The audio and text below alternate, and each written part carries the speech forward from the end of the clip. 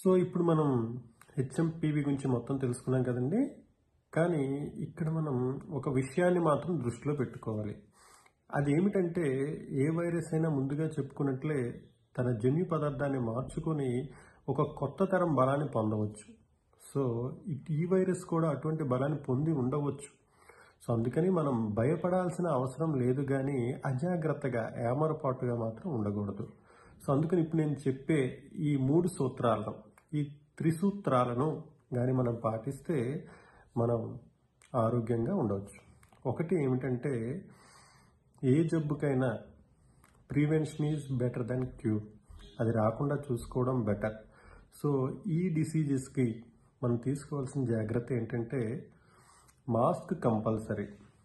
మనం సమూహంలోకి వెళ్ళినప్పుడు కానీ గుంపులోకి, ఇప్పుడు పండగ వాతావరణం కాబట్టి షాపులకి వాటికి వెళ్ళేటప్పుడు మాస్క్ పెట్టుకుంటే 80% వరకు ఇటువంటి జబ్బులు అనేవి వ్యాప్తి చెందవు. ఓకేండి. గుంపులోకి వెళ్ళేటప్పుడు మాత్రం పెట్టుకోవడం ఉత్తమం. అలాగే చల్లటి గాలికి వెళ్ళేటప్పుడు కూడా మాస్క్ పెట్టుకోవడం మంచిది. రెండో విషయం ఏంటంటే హ్యాండ్ హైజీన్. చేతులు శుభ్రంగా కడుక్కోవడం, బయటకున్న చేతులను కూడాను కర్చీఫ్ యూజ్ చేయడం, ఇలాంటివి చేయాలి.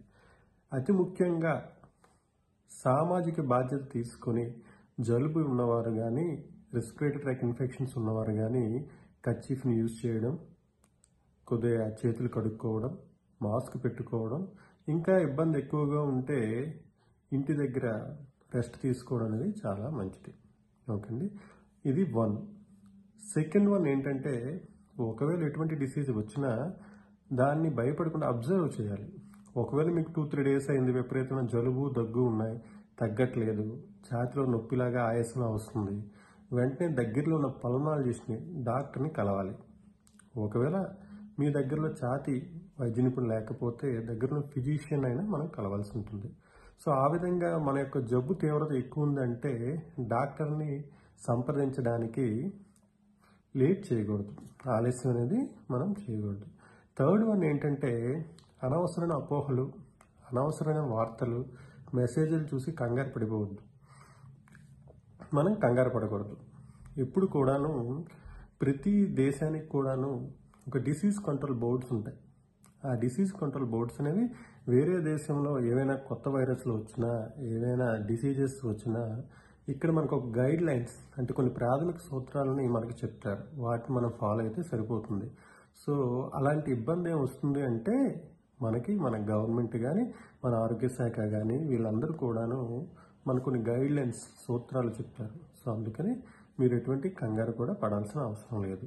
సో ఈ వీడియో అంతా చూసిన తర్వాత మీరు మీలో ఉన్న భయాన్ని దూరం జరిపి మీ జాగ్రత్తలను దగ్గర తీసుకొని ఈ వ్యాధి నుంచి దూరంగా జరుగుతారని భావిస్తూ మీ అందరి దగ్గర సెలవు తీసుకుంటున్నాను.